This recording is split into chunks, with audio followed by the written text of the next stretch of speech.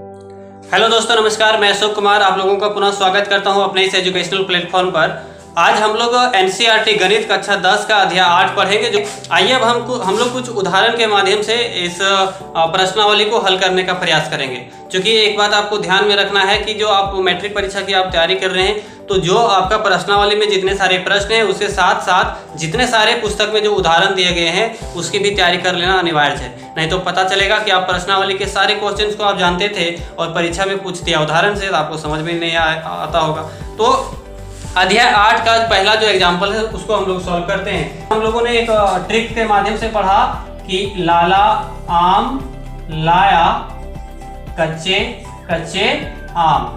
ये क्या था? कोई सूत्र नहीं है, बस आपको याद करने का एक तरीका है कि यहाँ पर साइन हो जाएगा कोस और ये होगा टेन। यहाँ पर हो जाएगा आपका कोसेक, यहाँ पर होगा सेक और ये हो जाएगा आपका कॉट। आइए अब हम लोग उदाहरण के माध्यम से समझते हैं जो आपके पुस्तक पे दिया गया है। उदाहरण में आपको क्या दिया गया है कि टेन ये बराबर 4/3। टेन ये बराबर दिया गया है 4/3, यानी कि यहाँ पर देखिए टेन का अनुपात क्या होगा? लंब बटे आधार। तो यानी कि यहाँ पर आप कह सकते हैं कि लंब जो है वो होगा 4 और आधार जो है वो आपका हो जाएगा कितना? 3। फिर से टेन ये बराबर है 4/3, तो टेन का अनुपात क्या है? लंब बटे आधार। तो लंब में हो जाएगा 4 और आधार में हो जाएगा 3, यानी 4/3। तो हम लोग ऐसे कह सकते हैं कि एक समकोण त्रिभुज है जिसमें लंब है 4 और आधार है हमारा कितना? 3। यहाँ पर आपको क्लियर समझ में आ गया होगा। अब देखिए, चूंकि हमें सभी का अनुपात ज्ञात करना है, टेन का अनुपात हमें यहाँ पर दिया गया है और एन सभी अनुपात ज्ञात करना है, यानी साइन को ज्ञात करना है, कोस को ज्ञात करना है और एन सभी अनुपात ज्ञात करना है। तो आप जैसे ही हम साइन का अनुपात ज्ञात करेंगे तो हमें कर्ण की आवश्यकता पड़ेगी। तो हमें सबसे पहले पाइथागोरस प्रमेय का प्रयोग करके, यानी पाइथागोरस सूत्र का प्रयोग करके सबसे पहले क्या ज्ञात करना पड़ेगा? कर्ण ज्ञात करना पड़ेगा। यानी कि यदि ये BC एक त्रिभुज है तो इसमें हमें ये C ज्ञात करना है, यानी हमें कर्ण ज्ञात करना है। फिर से ध्यान दो, यहाँ 90 डिग्री का कोण बन रहा है तो इसकी सामने वाली भुजा क्या कहलाएगी? कर्ण कहलाएगी। इसको यदि हम लोग एंगल मान के यदि बनाते हैं तो यहाँ पर ये भी जो है वो हमारा क्या कहलाएगा? लंब कहलाएगा। आने वाले कुछ उदाहरण में आपको ये बिल्कुल क्लियर समझ में आ जाएगा कि लंब कैसे बदलता है। क्योंकि यदि हम कोण मानेंगे, इसको हम लोग यदि थीटा मानेंगे तो यहाँ पर इसके सम्मुख वाला कोण ये लंब हो जाएगा। बस दूसरे जो आपका उदाहरण आने वाला है अभी आपको इसमें क्लियर समझ में आ जाएगा। तो हमें यहाँ पर कर्ण ज्ञात करना है।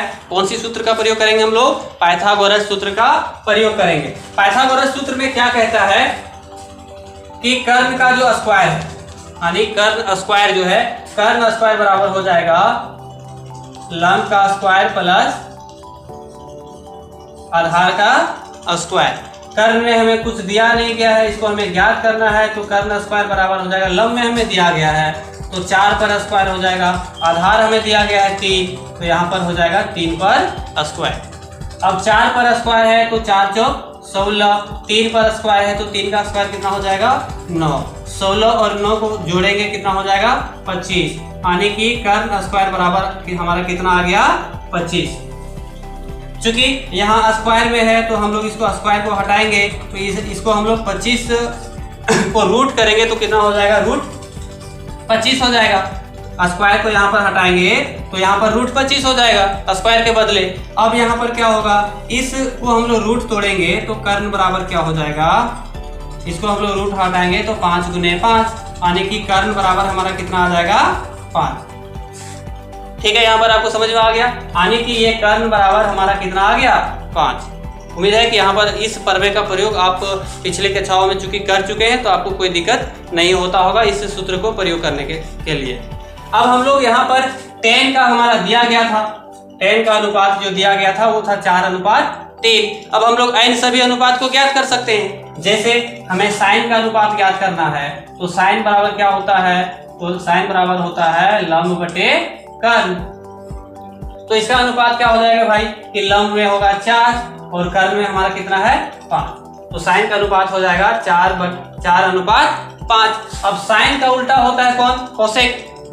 साइन का जो उल्टा है वो क्या होता है? कोसेक। तो कोसेक में हो जाएगा कर्ण बटे लंब। तो कर्ण में हमारा कितना है? 5, यानी कोसेक को यदि हम लोग ज्ञात करें कोसेक थीटा को ज्ञात करेंगे तो उल्टा हो जाएगा 5/4 यानी कर्ण बटे लंब। कोस का जो है देखिए कोस क्या है, आधार बटे कर्ण, तो आधार में कितना है कोस का आधार में हो जाएगा हमारा 3 और कर्ण जो है वो कितना है 5, तो 3/5। इसी तरह से कोस का जो उल्टा है वो क्या होता है सेक, तो ये इसका जो हो जाएगा 5/3, एक इसका हो गया सेक का।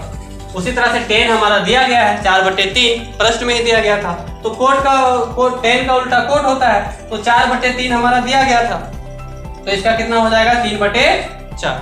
उम्मीद है आप लोगों को पूरी तरीके से अच्छी तरीके से और यहाँ पर उदाहरण समझ में आ गया।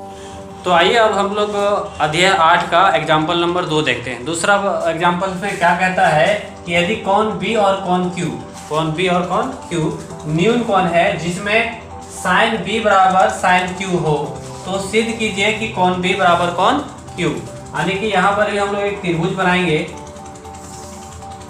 जिसमें कौन बी और कौन क्यू दोनों क्या होगा न्यून कोण होगा, यानी कि कौन बी और कौन क्यू जो है वो क्या होगा न्यून कोण होगा। यानी हम लोग ये यहाँ पर लिखेंगे ये जो है 90 डिग्री का है और कौन बी और कौन क्यू जो है वो न्यून कोण है, जिसमें साइन बी बराबर साइन क्यू, इसमें साइन बी जो है साइन बी बराबर साइन क्यू है। सिद्ध करना है कि कौन बी बराबर कौन क्यू। तो आइए हम लोग देखते हैं, हम लोगों को यहाँ पर दिया है साइन बी बराबर साइन क्यू, अर्थात हम लोग यहाँ पर देखेंगे, देखिए साइन का मान क्या होता है, फिर से ध्यान इस फॉर्मूले का हमेशा रखना, लाला आम लाया कच्चे आम, ये होगा साइन कोस और टेन। साइन का अनुपात क्या होगा लंब बटे कर्ण, यहाँ हो साइन बी हम लोग इंडिकेट करेंगे। देखिए साइन बी यहाँ पर समझना बहुत ही आवश्यक है, इस उदाहरण को समझिए, आगे आपके और भी बहुत सारे प्रश्न हल होंगे। साइन बी यानी कि इस कोण को हम लोग मान रहे हैं, जब हम लोग इस कोण को मानेंगे तो हमारा ये आधार होगा और यह लंब होगा और ये कर्ण होगा। फिर से ध्यान दें, हमें लंब कैसे ज्ञात करना है, कैसे जानेंगे कौन सा हमारा लंब है। हम लोग यहाँ साइन बी को मान रहे हैं, यानी कि इस बी कोण को मान रहे हैं, तो जब हम इस बी कोण को मानेंगे तो जिस रेखा पर दो कोण बनेगी उसको आधार कहेंगे, ठीक है, और उस कोण बी के जो सम्मुख कोण रहेगा उसको हम लोग क्या कहेंगे लंब कहेंगे। यहाँ पर आप क्लियर है, तो यहाँ साइन बी बराबर क्या हो जाएगा लंब अनुपात कर्ण, यानी लंब में हम क्या लिखेंगे ये क्यू, साइन बी बराबर हो जाएगा ये क्यू बटे कर्ण में हमारा क्या हो जाएगा बी क्यू, ठीक है।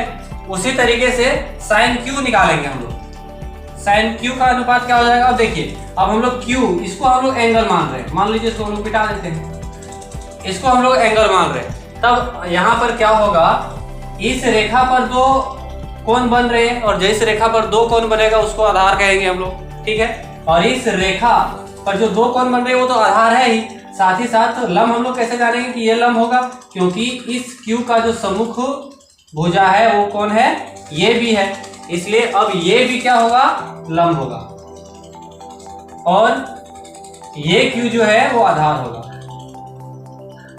बात समझ रहे हैं आप। यहाँ पर परिवर्तन कैसे हो रहा है, यदि हम लोग बी को हम लोग केंद्र मानेंगे, बी को हम लोग कौन मानते हैं, तो होगा क्या, यहाँ पर आधार होगा और ये लंब होगा। क्यू को हम लोग मानेंगे तो इसके सामने का भुजा ये भी है, इसलिए ये लंब होगा और ये आधार होगा, ठीक है। तो साइन क्यू बराबर हो जाएगा फिर से लंब बटे कर्ण, तो यहाँ पर लंब क्यू को यदि हम लोग मानेंगे तो लंब हमारा कौन हो जाएगा ये बी और हमारा कर्ण वही रहेगा बी क्यू। चूंकि हमें यहाँ पर दिया गया है कि साइन बी बराबर साइन क्यू, इसलिए क्या हो जाएगा ये क्यू बटे बी क्यू बराबर ये बी बटे बी क्यू। यहाँ तक आपको समझ में आया। अब यहाँ पर बी क्यू और बी क्यू कट जाएगा। अब हमें यहाँ पर क्या आया, यहाँ पर आया कि बी क्यू और बी क्यू कट गया तो बचा यहाँ पर ये क्यू बराबर ये बी,